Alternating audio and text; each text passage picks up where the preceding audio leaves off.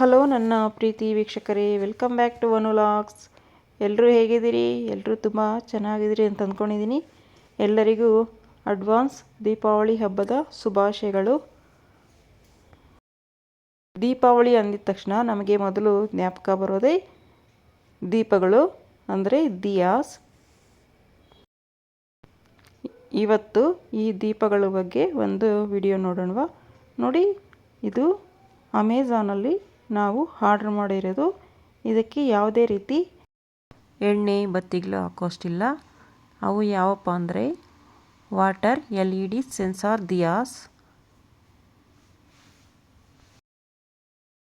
ಇವು ಯಾವ ಥರ ವರ್ಕ್ ಆಗ್ತದೆ ಅಂತ ನೋಡೋಣವಾ?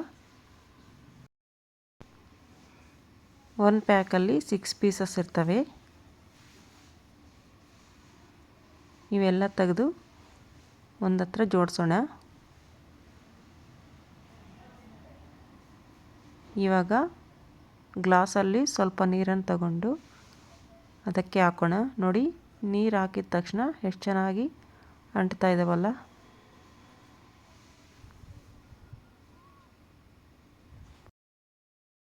ಚಿಕ್ಕ ಮಕ್ಕಳಿರೋ ಮನೆಗ ಎಲ್ಲ ದೀಪ ಅಂಟಿಸಿದ್ರೆ ಮುಟ್ಟಕ್ಕೆ ಹೋಗೋದು, ಕೈ ಅಂಟಿಸ್ಕೊಳ್ಳೋದು ಎಲ್ಲ ಮಾಡ್ತಾರಲ್ಲ. ಈ ಥರ ಯಾವುದೇ ರಿಸ್ಕ್ ಇಲ್ಲದೆ ಆರಾಮಾಗಿ ಇಂಥ ದೀಪಗಳನ್ನು ಅಂಟಿಸ್ಕೋಬೋದು. ನೋಡಿ, ಎಲ್ಲ ದೀಪಗಳು ಈ ಥರ ಇರ್ತವೆ. ಮತ್ತು ಲೈಟ್ ಆಫ್ ಮಾಡಿದಾಗ ಈ ಥರ ಬೆಳಕು ಬರ್ತದೆ.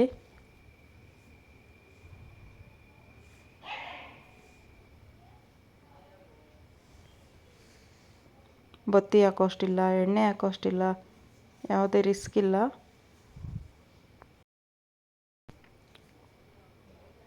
ಮತ್ತು ರಿಟರ್ನ್ ನೀರನ್ನು ಗ್ಲಾಸ್ ಒಳಗಡೆಗೆ ಹಾಕೋಣ. ನೋಡಿ, ದೀಪ ಅಂಟಿಲ್ಲ.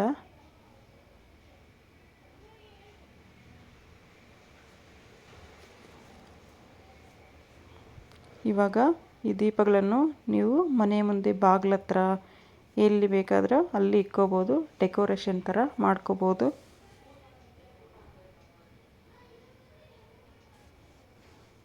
ಇಲ್ಲಿ ಮನೆ ಮುಂದೆ ಬಾಗಿಲ ಹತ್ರ ಇಕ್ಕಿದ್ದೀವಿ.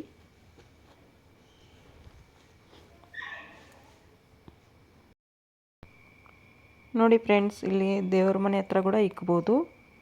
ನಿಮಗೆ ಎಲ್ಲಿ ಬೇಕೋ ಅಲ್ಲಿ ಇಕ್ಕೊಂಡು ದೀಪಗಳನ್ನು ಬೆಳಗಿಸ್ಕೋಬೋದು.